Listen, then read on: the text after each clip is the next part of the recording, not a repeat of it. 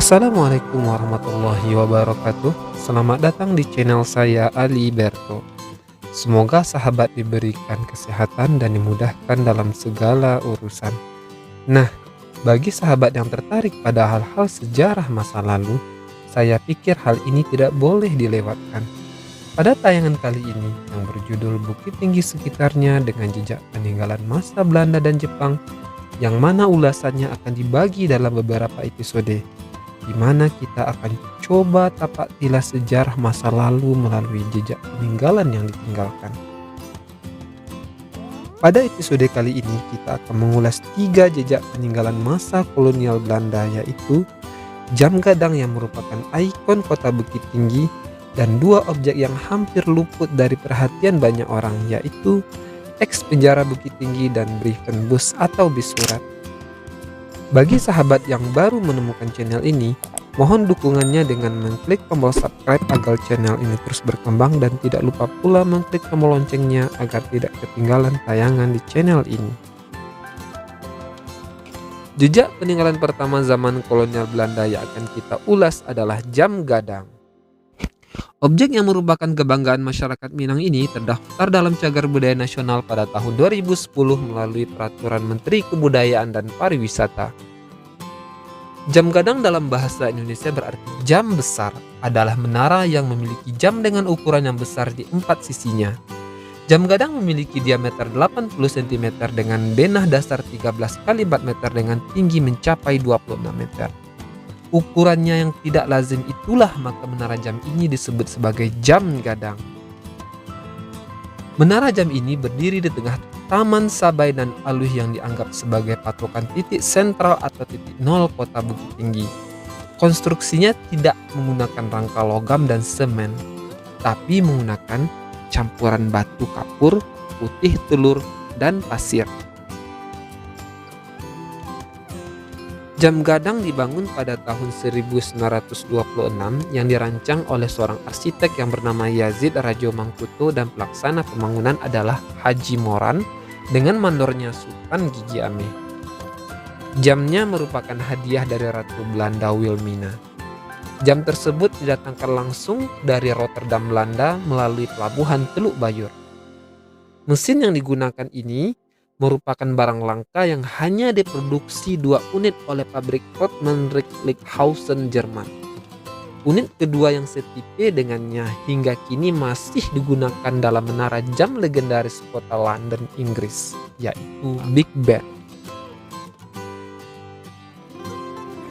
Sistem yang bekerja di dalamnya menggerakkan jam secara mekanik melalui 2 bandul yang saling menyeimbangkan satu sama lain. Sistem tersebut membuat jam ini terus berfungsi selama bertahun-tahun tanpa sumber energi apapun. Seluruh angka jam dibuat menggunakan sistem penomoran Romawi. Akan tetapi angka 4 ditulis dengan cara luar kelaziman, yaitu dengan 4 huruf I dan bukan dengan tulisan IV. Hal ini menjadi salah satu daya tarik yang menimbulkan rasa penasaran bagi para wisatawan yang berkunjung ke kota ini. Pembangunan jam gadang menghabiskan biaya sekitar 3.000 gulden, biaya yang tergolong fantastis untuk ukuran waktu itu. Sehingga sejak dibangun dan sejak diresmikannya telah menjadi pusat perhatian setiap orang. Atap berbentuk gonjong di puncak menara yang kini dapat kita saksikan bukanlah bentuk asli dari bangunan tersebut pada awal pendiriannya. Desain awal puncak jam gadang berbentuk bulat bergaya khas Eropa dengan patung ayam jantan di bagian atasnya. Memasuki era pendudukan Jepang, atap jam gadang dirubah mengikuti gaya arsitektur Jepang, yaitu menyerupai kuil Shinto. Saat era kemerdekaan tiba, atap tersebut dirombak menjadi bentuk atap bagonjong yang merupakan ciri khas arsitektur bangunan asli Minangkabau.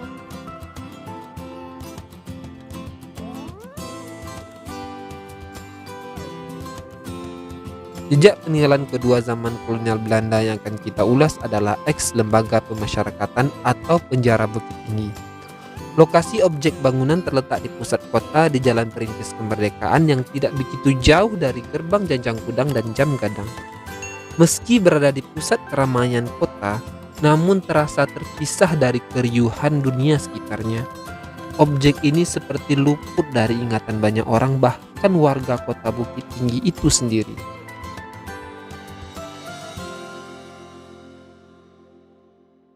Bangunan eks penjara ini menjadi salah satu lokasi syuting sinetron Sengsara Membawa Nikmat di era tahun 90-an yang ditayangkan di TVRI. Objek bangunan ini sudah terdaftar dalam Cagar Budaya Nasional pada tahun 2010 melalui Peraturan Menteri Kebudayaan dan Pariwisata. Pada tahun 90-an, bangunan penjara ini tidak lagi difungsikan dan dipindahkan ke LP Biaro yang berjarak sekitar 8 km dari pusat kota Bukit Tinggi. Pada masa kolonial Belanda, penjara ini bernama Gevangenis van Verdekok, dalam bahasa Indonesia berarti penjara Verdekok. Tidak diketahui kapan penjara di Bukit Tinggi ada untuk pertama kalinya.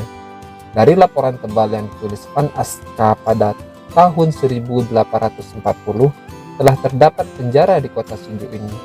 Tetapi penjara tersebut masih dalam kondisi yang sangat jelek dan memprihatinkan. Atap dan dindingnya hanya ditutupi dengan alang-alang dan banyak sisi bangunannya yang rusak. Pada tahun 1850, Verdekok mengirimkan proposal anggaran ke Gubernur Jenderal di Batavia untuk pembangunan penjara baru. Namun tidak ada jawaban dari pemerintah kolonial Belanda pada saat itu.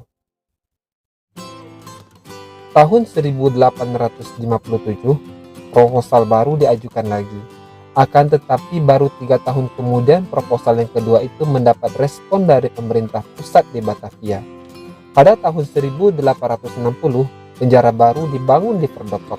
Penjara ini sendiri dikerjakan oleh tenaga para pekerja paksa yang didatangkan dari tahanan hukuman berat yang berasal dari penjara Padang. Setelah rampung, penjara ini terdiri dari belasan kamar, kira-kira mampu menampung 50 tahanan. Sultan Caniago, anak kandung Tuanku Imam Bonjol, beserta pejuang padri lainnya, Haji Rasul, seorang ulama yang merupakan ayahanda Buya Hamka, Rasuna Said, Rasimah Ismail, tahanan Perang Kamang, dan masih banyak tokoh yang lainnya pernah merasakan dinginnya penjara ini. Mereka semua dipenjarakan karena perlawanan mereka terhadap kekuasaan kolonial Belanda. Berdasarkan foto lama, tidak banyak perubahan dari bangunan penjara ini dari masa kolonial Belanda. Namun bangunannya telah banyak mengalami kerusakan karena tidak adanya perawatan. Semoga kedepannya bekas bangunan kolonial Belanda ini dapat menjadi destinasi wisata sejarah yang dapat bercerita kepada setiap generasi dan bukan menjadi benda mati yang bisu tidak dapat bercerita tentang peristiwa besar terjadi pada masa lalu.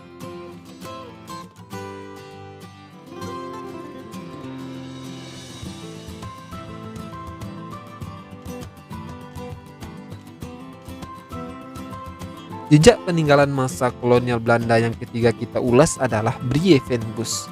Brievenbus dalam bahasa Belanda atau kotak pos merupakan tempat atau kotak untuk mengirimkan surat yang sudah diberi alamat tujuan yang jelas dan bangku yang cukup. Sayang, sejak berkembangnya teknologi komunikasi berupa telepon seluler yang juga bisa SMS, masyarakat jarang berkirim surat lagi. Akibatnya bis surat ditinggalkan masyarakat. Lambat laun bis surat terbengkalai, bahkan akhirnya dicopot. Objek bersejarah ini ditetapkan sebagai cagar budaya melalui surat keputusan Wali Kota Bukit Tinggi pada tahun 2019. Brievenbus ini terletak di kantor pos Bukit Tinggi Jalan Sudirman. Kondisinya sangat terawat. Di sini terdapat 2 Brievenbus di bagian depan kantor pos. Benda ini merupakan salah satu peninggalan sejarah berada di tengah hiruk pikuk keramaian kota, namun luput dari pengamatan banyak orang bahwa ini adalah sisa peninggalan dari masa kolonial Belanda. Brievenbus ini dibuat dalam tahun yang berbeda. Yang sebelah kiri bertahun 1911 dan yang satunya lagi tahun 1913. Brevenbus terbuat dari campuran besi dan tembaga. Tingginya berkisar 170 cm. Juga tertulis nama perusahaan pembuatnya yaitu Dientrop dan Reger Ulf. Pada masa kolonial Belanda, di tiap kota penting selalu ada kantor pos. Di tiap kantor pos itu selalu ada kotak surat berwarna orange. Biasanya pengumpulan surat dalam kotak itu 3 kali sehari. Keberadaan kantor pos di kota Bukit Tinggi belum dapat ditelusuri dengan pasti dikarenakan keterbatasan sumber. Namun keberadaannya dapat dipastikan mengingat kota Bukit Tinggi merupakan salah satu kota terpenting kolonial di luar Pulau Jawa pada masa penjajahan. Kotak surat atau bis surat sendiri merupakan salah satu instrumen penting dalam bidang perposan semenjak masa dahulu. Hal ini mempermudah si pengirim untuk memberikan suratnya kepada pihak pos yang menangani jasa pengiriman surat. Biasanya kotak surat ini disebar pada beberapa titik di daerah menjadi wilayah kerja kantor pos tersebut. Tidak diketahui jumlah pasti dari bis surat ini di kota Bukit Tinggi pada masa dahulu. Demikian juga dengan penyebarannya. Namun kini yang tersisa hanyalah 2 buah yang pada saat ini sekarang diletakkan di depan gedung kantor pos kota Bukit Tinggi. Demikianlah video kita tentang Bukit Tinggi sekitarnya dengan jejak peninggalan masa Belanda dan Jepang episode pertama. Semoga bermanfaat dan menambah khasanah pengetahuan kita akan sejarah masa lalu. Sampai berjumpa kembali dalam episode kedua dengan judul yang sama.